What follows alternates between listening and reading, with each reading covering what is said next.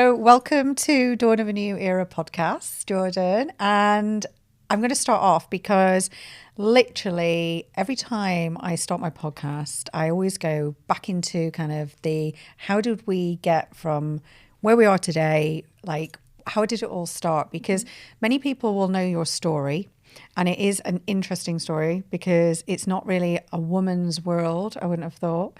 So how did you get into it and where did it all start? Firstly, thanks for having me, Dawn. It's nice to be here. And where did it start? I mean, oh my gosh, my business journey. Yeah. So I've always been like quite entrepreneurial and I've never truly known what I've wanted to do. Like I've always been jealous of people that have gone through school and been like, I want to be a doctor. I used to look at them and think, how do you know? Like I just don't know what I want to do. So the second that I was like old enough to work, and I mean 12, 13, not technically old enough to work, but you know what I mean.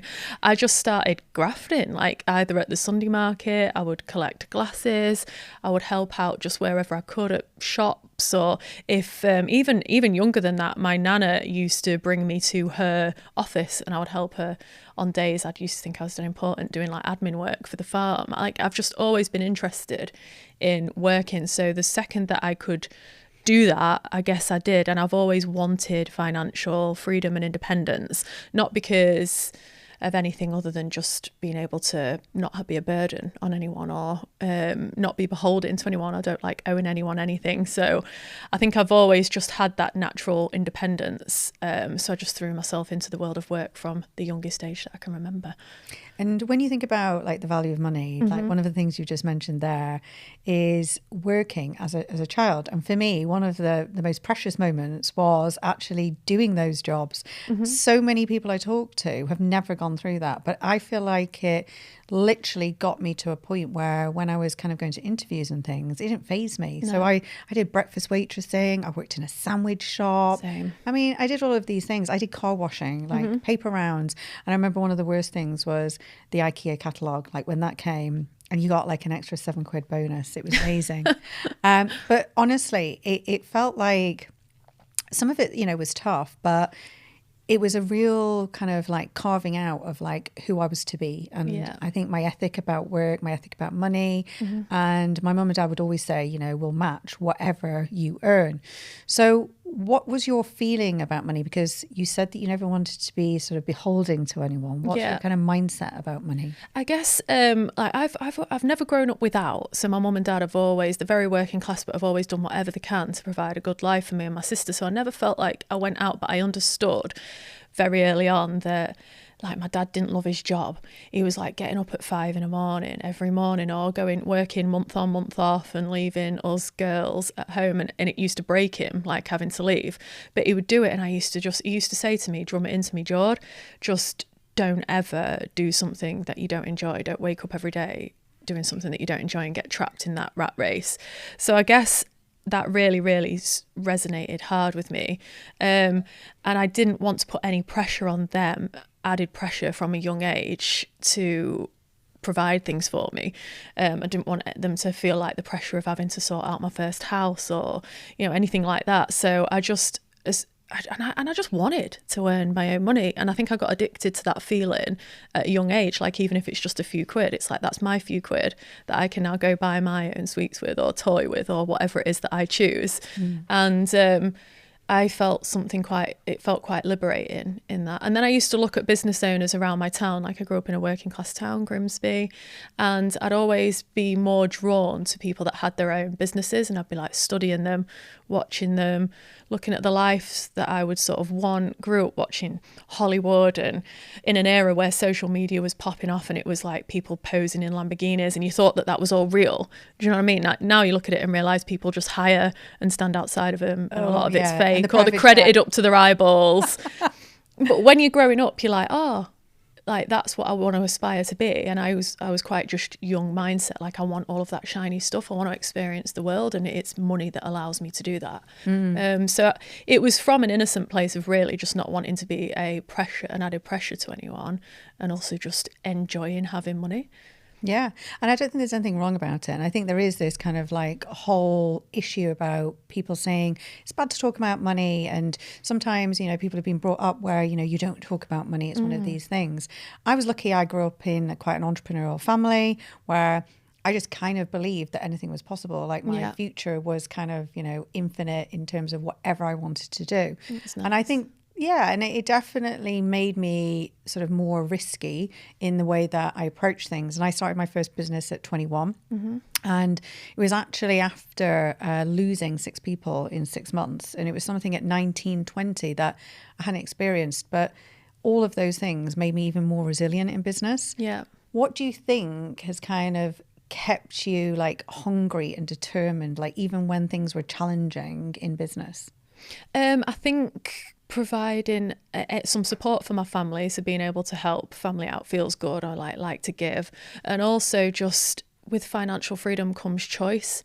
So I guess having choice is important to me. Like I don't want to, I guess because of my dad, don't want to be stuck in anything that I don't want to be in, or if you're being treated a certain way that don't feel great, you know, being able to walk away or leave from it, it, or being able to have time with family. Like I've got a daughter and a husband, and I didn't want the hustle to be everything to the detriment of like my family. So I've been really trying to get the balance right in life, and I believe that like financial freedom brings that. But I've only learned that as well with a bit of age. Like as soon as I hit my 30s, I wasn't bothered about like the Lambos and the extravagant stuff. I didn't ever fall into that trap. I put my money into my family and time with my family. And I think that's what gets me up and keeps me going, because I'm like, how do I achieve this for as long as possible? How do I make sure that I've got that for life? And then now I've got a daughter, it's like you're not doing it for yourself anymore. You're now thinking, well, how do I create sort of like generational wealth, or how do I do it so that she's got the choice from the off?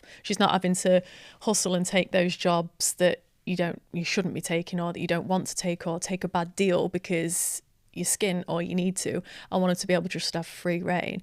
But then I'm like, well, I had all that stuff and I quite like how rounded it's made me as a person and self-aware. So I'm like, oh God, you don't want to make it too easy for them either, but it's balance. Yeah. And if you look back to some of your favorite things you did as a kid and things, I do think that if you experience things in the right way and you have like an education around money and its importance, because really everyone I interview on this podcast, it's not money, it's the freedom that it provides. It's like the business is the fuel to kind of get you the life or the dreams and goals you want. Exactly. So for people who don't know about your business journey, what was your first job and how did you start your first business? I can't even remember. Like my first job was probably, I've done all sorts, from like hairdressing to working in education to caring to working in all the nightclubs. I used to be a dancer. I've danced all my life as well. So I was a dancer and did DJing for a bit. Like you name it, I've done it all. But I guess my first mini business was like I was teaching Zumba. And that was my first taste of self-employment. Yeah. Oh goodness, so I wanted to keep my dancing up when I left, like dancing in the clubs and things like that. I wanted to keep my fitness up, so I did Zumba.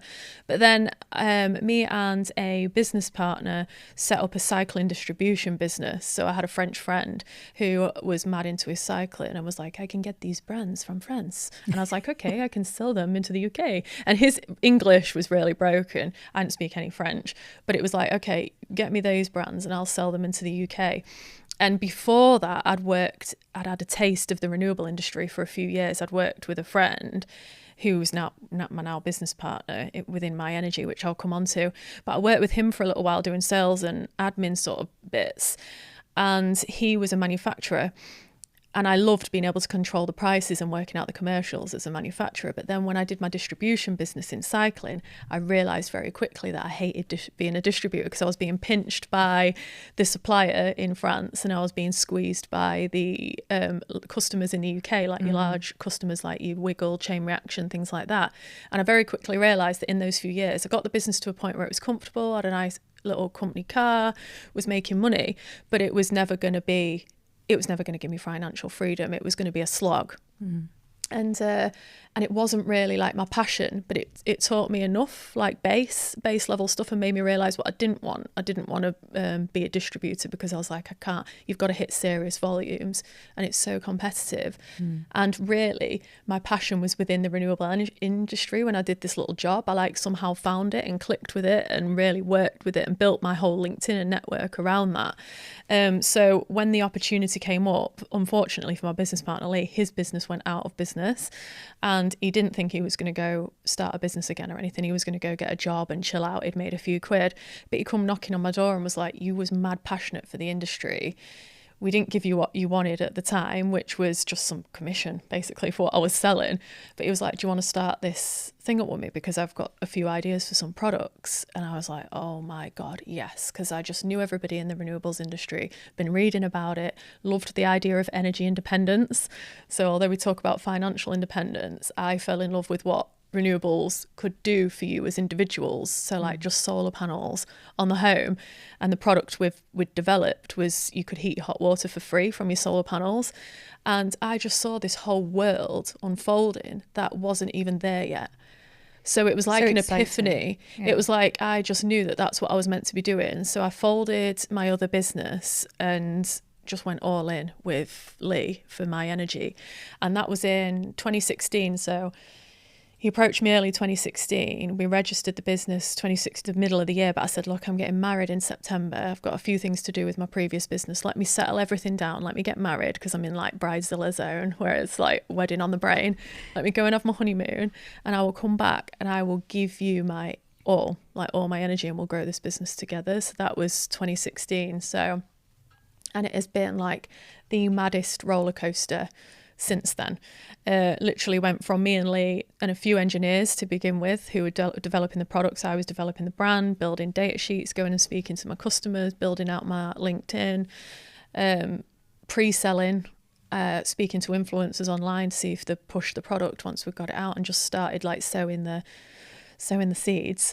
And then when we launched the product, it just sort of started snowballing. And then we got the product reviewed on one of the biggest like podcasts and YouTube channels in the industry, totally by chance, because they don't do that normally.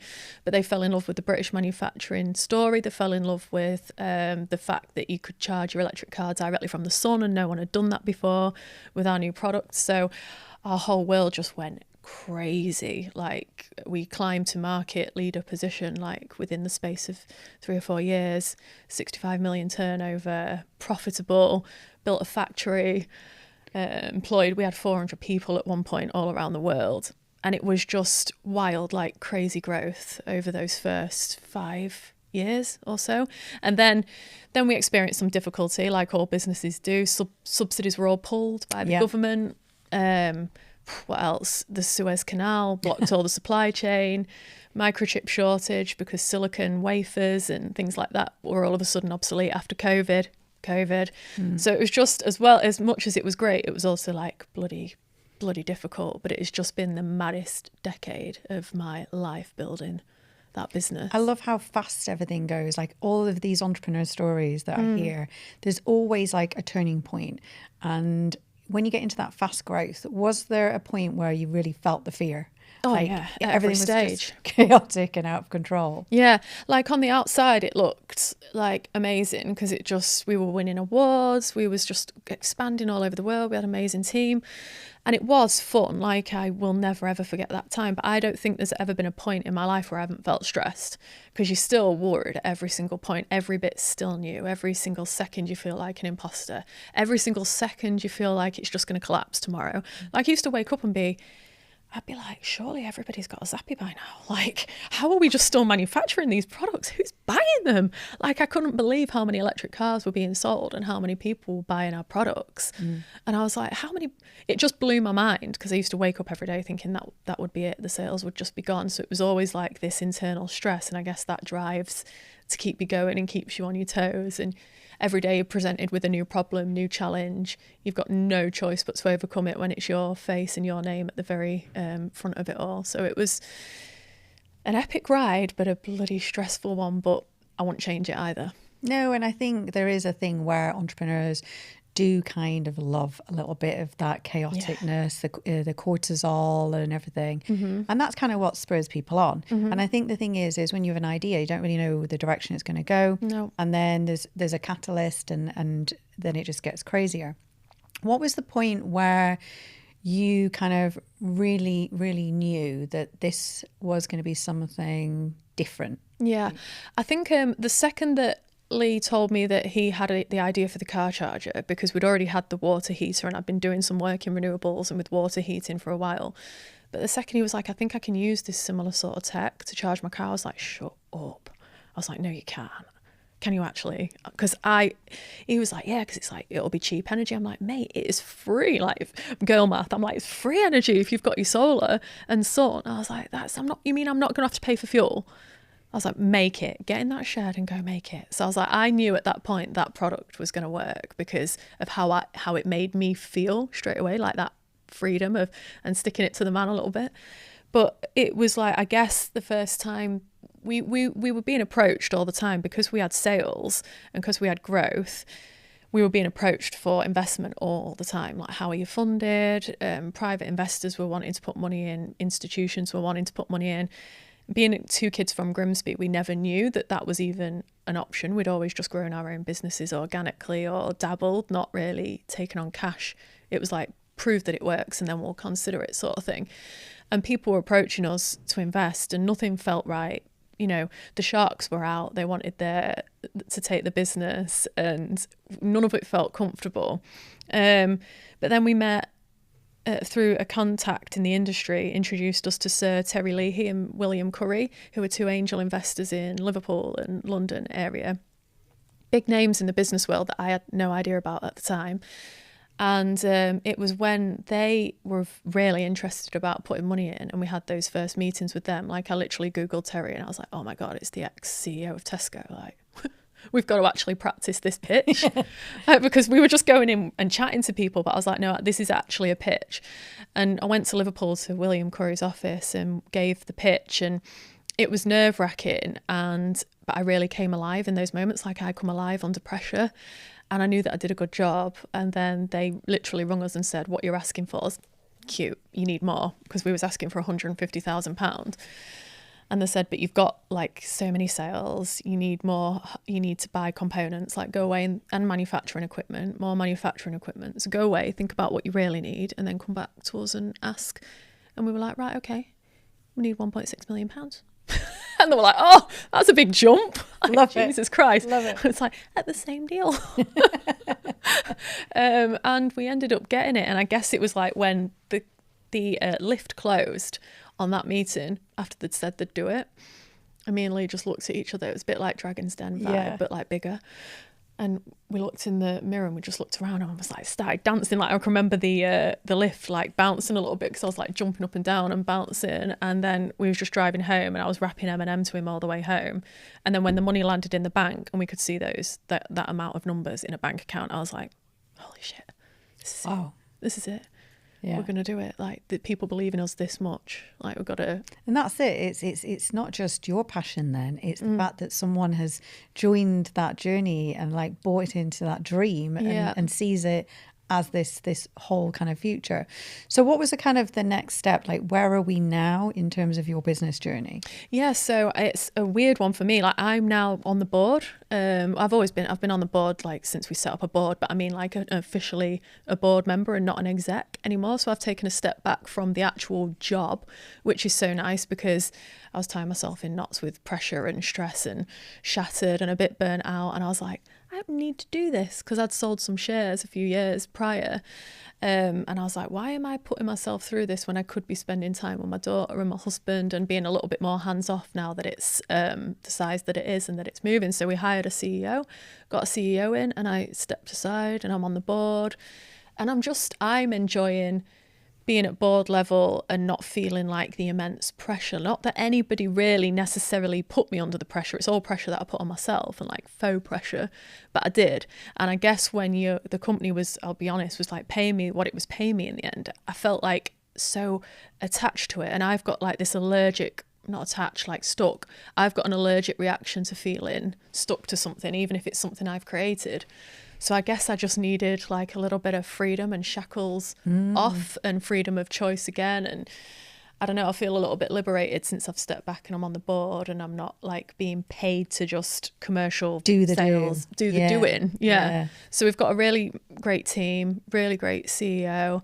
The business is over, it went through a bit of a hard time when all the subsidies were pulled from the government. Cars aren't selling, you know, like the market's, you name a company at the minute that's having a fantastic time. There's not very many of them. No. It's a tough old gig out there, but the business is a lot more stable. Got a new CEO in at the beginning of the year, and I'm just enjoying this a little bit more hands-off approach. And I invested in another couple of businesses, so supporting them and being there for them and the founders.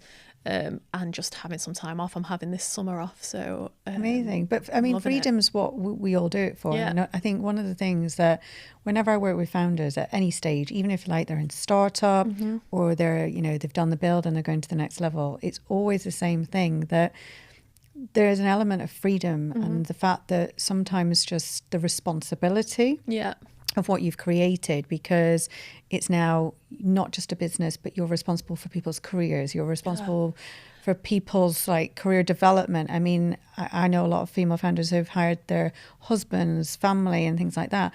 And then, you know, that you scale to a team of 10, but then the hundreds. I mean, it's a big thing. What was the feeling of responsibility and the toll on you during that time? It was heavy at times. I tried not to think about it too much like that, like oh my god, this is like 300 people's mortgages essentially, or 400 people's mortgages. I was like, ugh. I don't think you'd sleep. I couldn't think about it too much, but to be honest, I'm quite good if I'm in control. So as long as I'm the one making the decisions and I can die on my sword, I will. But the second that, you know, naturally as businesses get bigger and bigger and there's more shareholders and more people involved and bigger leadership teams, it's not just you making all the decisions. And I found that quite hard. Like, I enjoy the building, the scaling sort of time. I like being the one that's at the front making the decisions. The second that starts to I feel a little bit out of control, I'm like, oh no, because that's where I feel really responsible for everyone. So I guess I'm fine if it's me making the decisions, because I can live by it. If it's not me, that's where I start to get wobbly and struggle with if there's decisions being made on people's behalves that I don't agree with or haven't made. I'm like, that's where I'm like, oh, I think I'm a builder, I'm a scaler. I'm not a corporate girly. And I'm comfortable with saying that now, you know, like I tried to fit the mold, but I'm just, it's not in me. It's not in my DNA. See, we were just talking before the podcast, and like I always have these conversations before I go on the podcast, and you kind of think, oh, I wish we started filming it sooner. But the bit that we were chatting about is the fun element in business. And like, I've always had fun in business, and I definitely challenge the status quo, especially in my career, like working with the Chartered Institute of Marketing. I do not fit that mold in terms of the way that everyone else was. And I've just kind of carved my own way through. And, you know, sometimes that has been to my detriment because people don't always enjoy my fun activities. But I think the thing here is that you can still be really professional and have fun. Oh my God. So tell me a little bit about like the crazy chaos of like, you know, having fun in business. Because, you know, this is the bit that we want to hear as well. Oh my God. I had like so much fun with the team. Like before it was a corporate beast and we were just building, we were all making decisions together, enjoying the wins, like, you know, celebrating. I'm definitely goofy in the sense that I hate it if it starts to feel too corporate or too like I'm always the person to break the ice in the room or to make people as comfortable as possible in the room. Whether that's like definitely cracking an inappropriate joke or dancing or bending my business partner over and bumming him. In the middle of a board meeting. Dry humping him.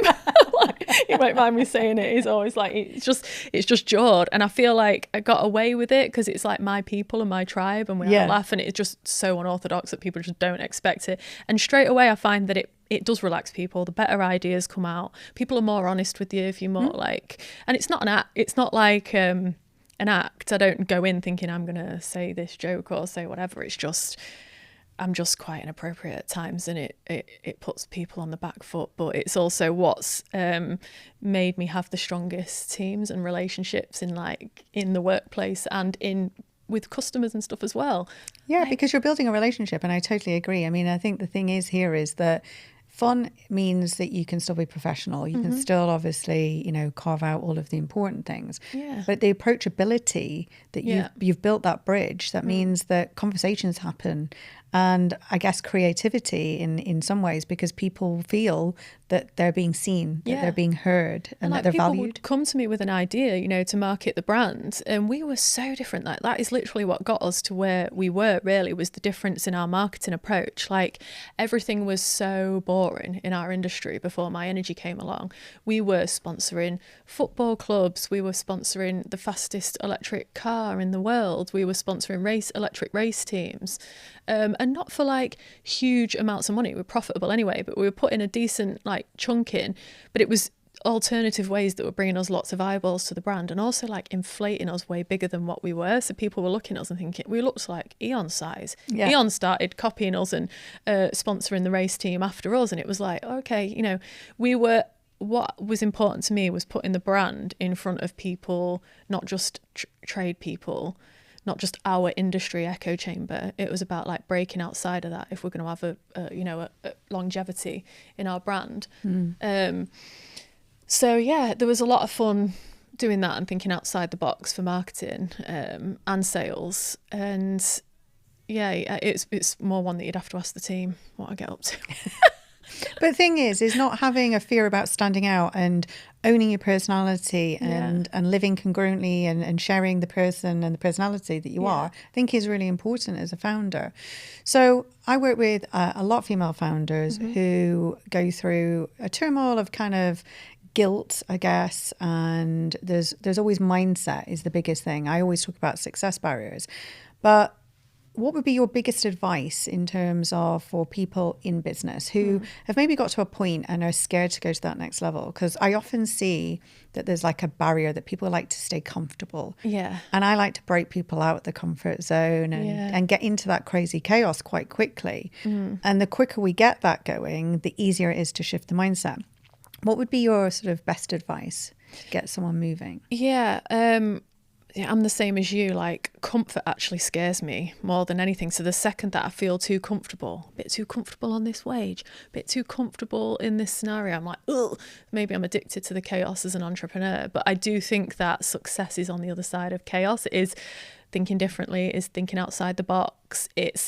I can't bear it when someone's coming to me and saying to me that, well, that's just how we always do it, or that's how I've done it in a previous business. I'm like, well, it makes no sense for our business. And in this scenario, like, we're trying to make this piece of software fit. It's not going to work. Like, I don't care if that's how it's always been done. And you get looked at like an outcast or an alien sometimes. But I guess it's think outside the box and be brave and put yourself outside of your comfort zone, because I never used to like to do public speaking. I was like painfully shy. Same. But personal brand is what's really like helped me grow my business and help develop me as a person, help get my network. So that was one thing that I had to work on, was I was terrified of public speaking. And because I was a female in tech and a female in manufacturing, everybody wanted my opinion, because there's not very many women in it. So it'd be like the news outlets would reach out, people would ask me to do keynote speeches, and I used to sit there and deliberate and be like, God, I'm going to be so cringe and I can't do this. But then I'd be like, it benefits me, it's going to bring more eyeballs to your brand. Like, what are you trying to achieve? And why are you scared? You're scaredy cat. Like, get out of your comfort zone. So I think everything good is just on that other side, and it's never as bad as you fear it to be. My dad always used to say things were like character building. Yeah. And I remember when I started my first business at 21, like ring him up and I'd be like, oh my God, things are not working. I was like in that feast and famine thing. And my dad would be like, you're still alive, aren't you? Yeah. Like, you've still got your health. Like, no one's died. I'm like, okay. So I kind of have that approach like True. Now in but terms did you die? Yeah, exactly. Yeah. Like, what's the worst that can happen? Yeah. But in all seriousness, like now my approach to something is I can tell myself false truths about why I'm not doing something, like, oh, I don't need to do that because that's not going to benefit. But, in my heart of hearts, I know that I need to do it because it will, benefit the growth. Public speaking, I absolutely hated it. And once I'd done it like 3 or 4 times and I hadn't died, I was like, well, this is okay. And like, I used to kind of tell myself like all the worst scenarios that could happen. But the thing is you can't think yourself out of a problem. And I always say to people is like, if you just think and think and think and think in your head, you've only got the reference of like, you know, what is in your head in the past. If you've never spoken on stage, we don't have a reference. No. We have to do the thing to find out whether we have any valid reference of being scared. So true. So with growth, if you think about, you know, female founders and maybe some of the societal stigmas that we still have and we've been through. I know when I started life as a programmer, God knows why I did, I worked heavily in tech, and then I started working in tech and still work with tech businesses in terms of the marketing. I faced a lot of maybe unwelcome experiences, but I always just kind of tried to rise above them. Yeah. I see women sometimes like, you know, they're going to the board and these have been the strongest women. And then they're faced by a whole different dynamic. What's your advice about sort of handling these experiences? You know, being a woman in business is not always easy. It's so difficult. And actually the higher up the success ladder, theoretical success ladder, that I think the more challenging it becomes, because mainly with the inner dialogue, we like gaslight ourselves quite hard. But then there are forces working against us, and it is intimidating. And you start to realise with experience that there are tactics that are being played to that as well, and people will take the piss out of you if you let them. So my bit of advice whenever I meet a female founder or a female board member or C-suite member or something like that is do not let people take your power away. Because I feel as females we just give it over, like, and I don't know why that is. Like, it's years of unconscious bias or oppression, I guess, that's still built in there that we're trying to like undo. And there's a world of little boys clubs, and we're just not involved in that clique. We don't get invited to the golf course, we're not in the deals. We struggle to raise money, still only 2% females getting capital. And you are just, even by other females at senior level in some cases, just maybe if you're like looking at you as a threat, or because they've had to graft their asses off to be in that position and sacrifice so much, probably family, like having children or whatever it is, to get in that position of power, that then there's only, it's like 50-50 split. There's some women that will pull you up, there's some that will keep you down. Yeah. There's some blokes that are so supportive, and there's some that are just like, look at you as if to say, what the hell do you know? I think also a judgmental thing on your appearance, isn't there? Oh God, yeah, I break that norm, but on purpose as well. But no, I just think don't give your power away. Like, actually, especially if it's your business and you're an expert in your field, and your gut's telling you something, don't let someone beat that out of you or gaslight that out of you or logic their way out of it or spreadsheet the way out of it. Find like people looking at spreadsheets running a business, or people because they've always done it that way. They've worked as a consultant all their life or whatever. I'm like, have you literally started with minus 30 grand in your bank, like literally not got a clue what to do, and built a business from scratch and paid however many people's mortgages? Exactly. No. So let's just call it with your judgment, shall we? And this is it. And I think back to, I started my business, I got a Prince's Trust loan, £5,000. Yeah. That £5,000 literally I needed just to kind of like get things going. And I remember going for the interview, and I was wearing fishnet tights, a black silk skirt with ball bearings on, just dressing kind of in my marketing way that I did. And I thought, why would I put a suit on if I don't ever wear a suit? And one thing that I always stand strong on, like standing in your power, like you say, is the fact that I never changed the way that I dressed. No, I never showed up in what they wanted. And even when I got invited to some of these members clubs in London that had dress codes, I always challenged how it. You wanted, yeah. Absolutely. I'd wear the pink, I'll wear the tight outfit, I'll wear what I feel comfortable with, because it's just another battle that I don't have to face today in my own mind. But I want to dress how I want to dress. Yeah. And comfortable, because you're only dressing in a way that you want to be seen or show up. For someone, oh God, the comments, don't you think that's a bit inappropriate? Don't you think you should change? I'm not, Jesus Christ, I'll wear what I want, mate. I think it's you're challenging their own insecurities. And I think this is the thing. It's like holding the mirror, isn't it? It's like, they'd probably bloody love to rock up and wear the things that, we've probably both done in business. So if you think about where you really want to go in this kind of like next level of journey, like a little bit of the conversation we had before was about like the freedom, the more kind of enrichment now, and the experience-led life. Like, where do you see yourself going like in the next 5 to 10 years? Yeah, I honestly I said to you, like, public speaking scares me. I'm still working on that. And there's the thing, like, I get invited to do keynotes and I always go, oh, I'll only come if it's like a fireside chat or a podcast, because I've found that, like, that's my comfy and that's my easy. And I'm like, why am I doing that? And I also just said to you, I ain't a corporate girly.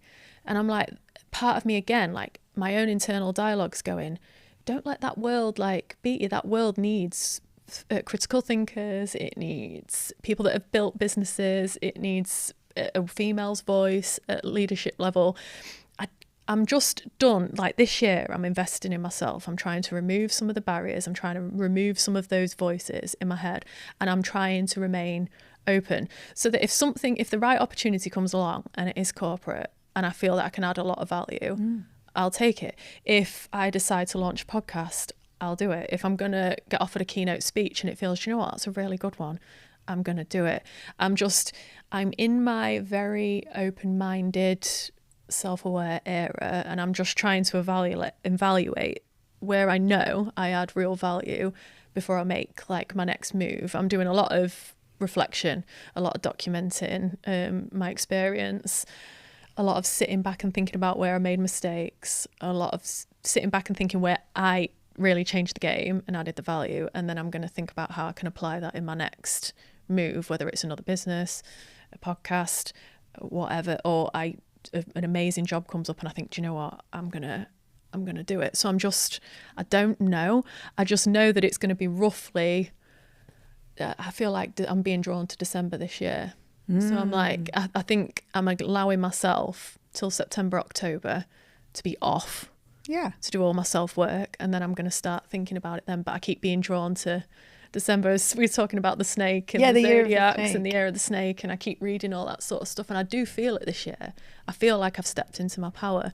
So I'm quite ready to see where that sort of, like, takes me. I mean, it's almost like a sort of a philanthropic evolution as well, isn't it? Because you've done a lot and then sometimes it's like reestablishing what that purpose is. Yep. Like, if you've done all the things, it's like, well, you know, you've got multifaceted levels now. There's the business, the family, the fun and experiences. So in my podcast, I always ask about the most embarrassing stories. And we had some before, and honestly, they were crazy. So share with me and our listeners one of your most embarrassing stories or moments. Yeah. I said to you, didn't I, that I don't really get embarrassed. I don't know what that is about me. I'll talk about one jokey one that always comes up. And it was before my energy. It was when I worked in Lee's previous business. And we had a customer that called up and she was just a nightmare. She was one of them that always rang up and complained and was just hard work and nothing you could do would make it right.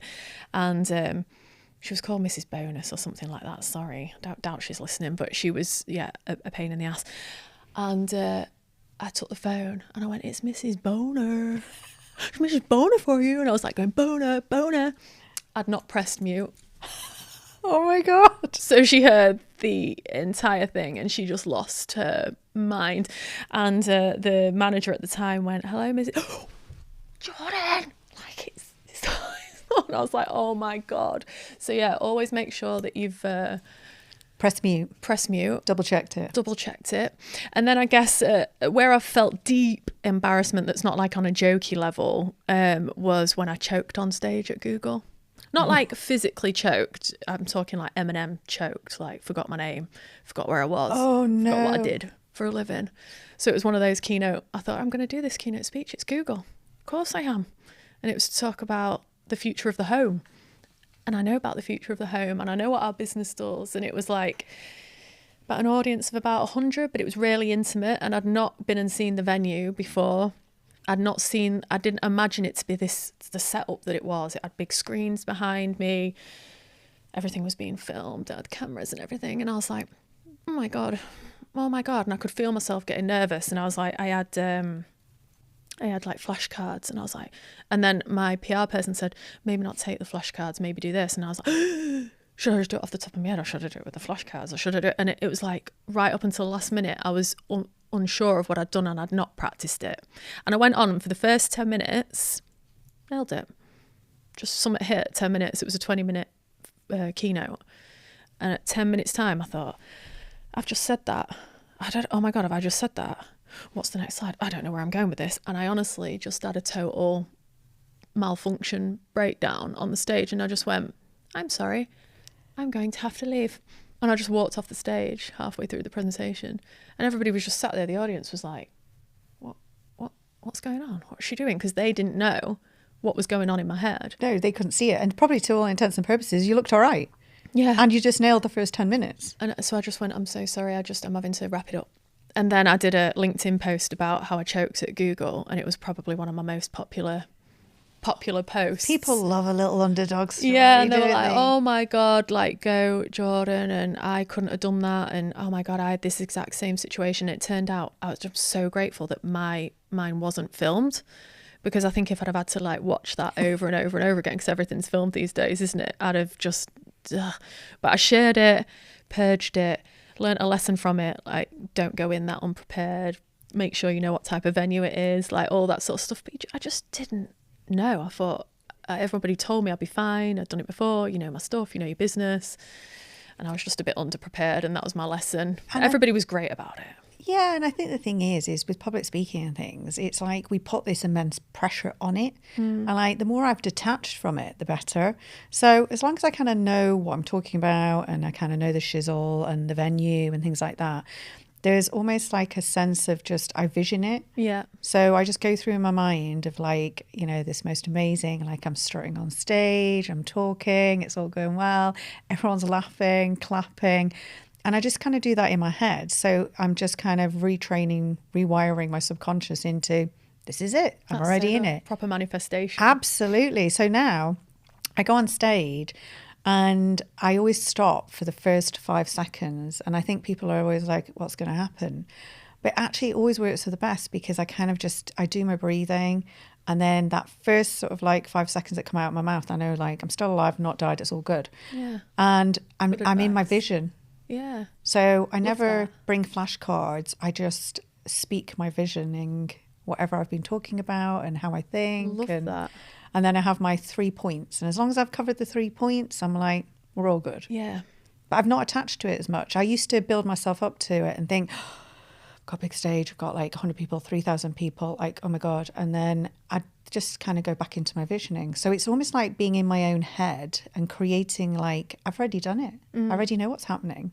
I love that. And that's been like my best advice I can give you on the public speaking, because I hated it. I used to wish that there'd be like a fire alarm. So it get cancelled last minute. Or yeah, like, oh, Dawn can't come on stage. Oh dear, we'll all go home, have a glass of wine. I showed up. I was here.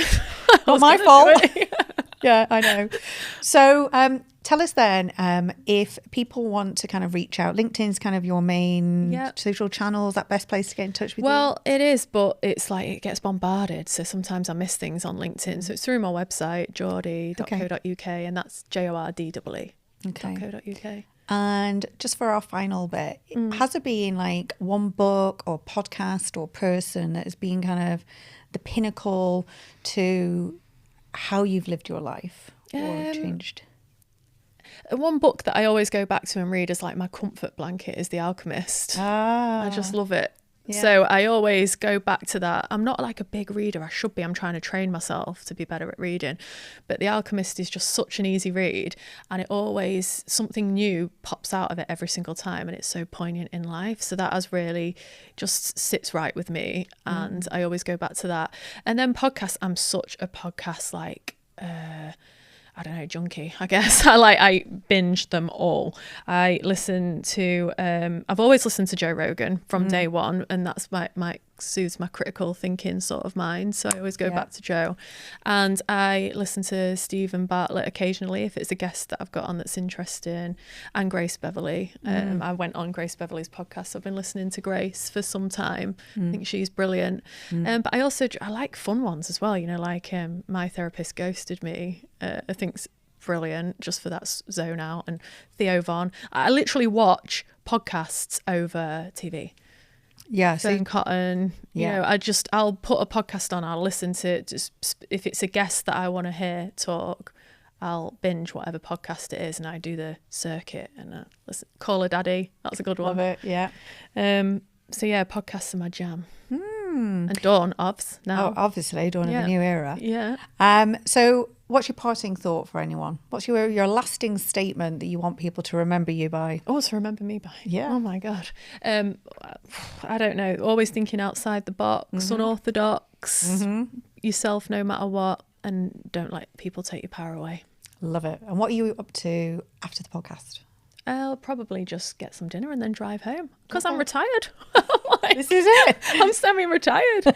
So I might enjoy Manchester a little bit and then drive home and see my husband and my daughter. Amazing. And the doggies. And the doggies, obviously, yeah. Oh, well, thank you so much. Thank and you. It's been an absolute pleasure. I could have talked all afternoon. Thank you. Yeah, have an amazing journey back. Thank you so much.